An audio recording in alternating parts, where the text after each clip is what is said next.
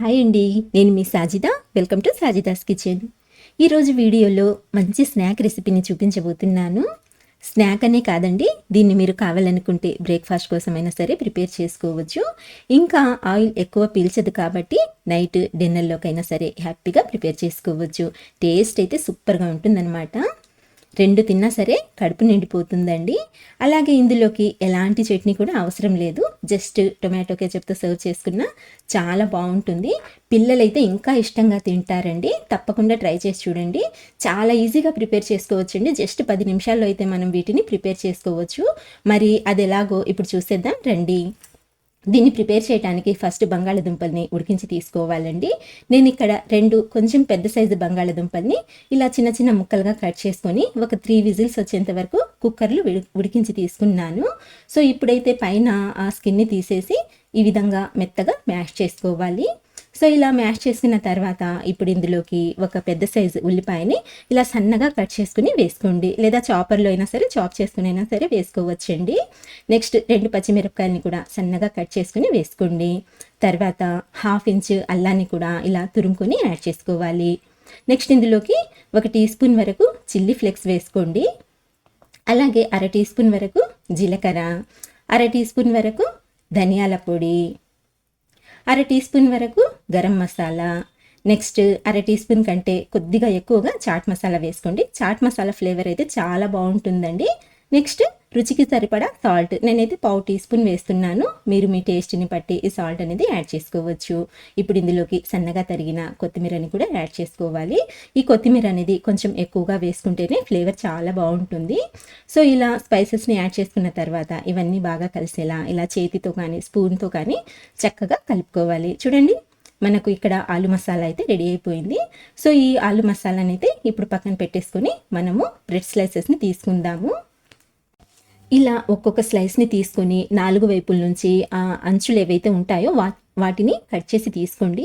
ఇప్పుడు చపాతీ కర్రని తీసుకొని ఇక్కడ ఈ వీడియోలో నేను ఎలా అయితే చూపిస్తున్నానో ఇలా కొంచెం లైట్గా ప్రెస్ చేసుకుంటూ ఈ విధంగా స్ప్రెడ్ చేసుకోవాలండి. సో ఇలా స్ప్రెడ్ చేసుకున్న తర్వాత ఈ స్లైస్ని ఇలా చేతిలోకి పెట్టుకొని మధ్యలోకి మనం ముందుగా ప్రిపేర్ చేసి పెట్టుకున్న ఈ ఆలు మసాలాని ఒక 2 స్పూన్ల వరకు యాడ్ చేసుకోండి.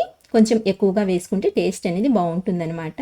సో ఇలా వేసుకున్న తర్వాత ఇక్కడ ఎలా అయితే చూపిస్తున్నానో ఈ విధంగా స్ప్రెడ్ చేసుకోండి. ఇప్పుడు ఈ బ్రెడ్కి 2 వైపుల నుంచి కొద్దిగా వాటర్ని అప్లై చేసుకోవాలి. ఇలా వాటర్ని అప్లై చేయడం వలన మనం ఫోల్డ్ చేసేటప్పుడు ఒకదానికొకటి ఈజీగా అంటుకుంటాయన్నమాట. ఇలా 2 వైపుల నుంచి తీసుకొని లైట్గా ప్రెస్ చేయండి. ఇలా ప్రెస్ చేసేసుకున్నట్లయితే మనకు చక్కగా రోల్ అనేది రెడీ అయిపోతుందన్నమాట. చూస్తున్నారు కదండి. సో ఇలాగే మిగతా వాటిని కూడా ప్రిపేర్ చేసి తీసుకుందాము. నేను ఇక్కడ 5 ప్రిపేర్ చేశానండి. మీకు ఎన్ని కావాలో అన్ని అయితే మీరు ప్రిపేర్ చేసుకోవచ్చు. సో ఇలా ప్రిపేర్ చేసుకున్న ఈ రోల్స్ని పక్కన పెట్టుకొని వేరొక బౌల్లో ఒక 3 లేదా 4 టేబుల్ స్పూన్ల వరకు మైదా పిండిని తీసుకోండి. నెక్స్ట్ ఇందులోకి 1 టీ స్పూన్ వరకు తెల్ల నువ్వుల్ని వేసుకొని 1/2 టీ స్పూన్ వరకు కలోంజీ సీడ్స్ని యాడ్ చేసుకోండి. ఒకవేళ మీ దగ్గర లేకపోతే స్కిప్ చేసుకోవచ్చండి. ఉంటే మాత్రం కంపల్సరీగా వేసుకోండి, ఫ్లేవర్ చాలా బాగుంటుంది. నెక్స్ట్ 1 టీ స్పూన్ చిటికెడంతా సాల్ట్ని యాడ్ చేసుకోండి. తర్వాత సన్నగా తరిగిన కొద్దిగా కొత్తిమీరని కూడా యాడ్ చేసుకొని ఇప్పుడు మీ మైదా పిండిలో అన్నీ బాగా కలిసేలా కలుపుకున్న తర్వాత కొద్దిగా నీళ్ళని పోసుకుంటూ ఇందులో ఉండలేమి లేకుండా పల్చగా కలుపుకోవాలి. పల్చటి పేస్ట్ లాగా ప్రిపేర్ చేసుకోవాలన్నమాట. చూడండి, కన్సిస్టెన్సీ ఇలా ఉండాలండి. సో ఇలా కలుపుకున్న తర్వాత మనము ముందుగా ప్రిపేర్ చేసి పెట్టుకున్న ఈ రోల్స్ని ఒక్కొక్కటిగా తీసుకొని ఇందులోకి డిప్ చేసుకొని అన్ని వైపుల నుంచి చక్కగా కోట్ చేసుకోవాలి.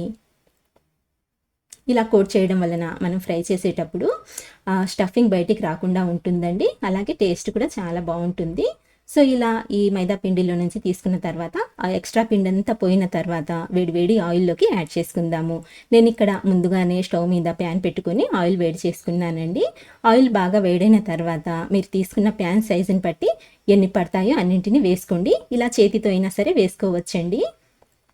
నేనైతే చిన్న ప్యాన్ తీసుకున్నాను కాబట్టి 2 వేసాను. సో ఇలా వీటిని ఆయిల్లోకి యాడ్ చేసుకున్న తర్వాత గ్యాస్ని మీడియం ఫ్లేమ్లో పెట్టుకొని అన్ని వైపుల నుంచి మంచి గోల్డెన్ కలర్ వచ్చేంత వరకు అటు ఇటు తిప్పుతూ ఫ్రై చేసుకోవాలి. ఒకేసారి ఎక్కువ వేయకుండా ఇలా 2 లేదా 3 వేసుకొని ఫ్రై చేసుకున్నట్లయితే ఒకదానికొకటి అంటుకోకుండా చక్కగా ఫ్రై అవుతాయండి. చూడండి మంచి గోల్డెన్ కలర్ వచ్చేసింది. అలాగే క్రిస్పీగా కూడా ఫ్రై అయిపోయాయి. సో ఇలా ఫ్రై చేసుకున్న తర్వాత వీటిని వేడివేడిగా సర్వ్ చేసుకున్నట్లయితే చాలా అంటే చాలా టేస్టీగా ఉంటుందండి. తప్పకుండా ట్రై చేసి చూడండి. పిల్లలైతే చాలా ఇష్టంగా తింటారు. పిల్లలనే కాదండి, పెద్దవాళ్ళకు కూడా బాగా నచ్చుతుంది. అంత టేస్టీగా ఉంటుందన్నమాట. సో నేను చేసిన ఈ రెసిపీ మీకు నచ్చినట్లయితే లైక్ ఇవ్వటం మర్చిపోవద్దు ఫ్రెండ్స్.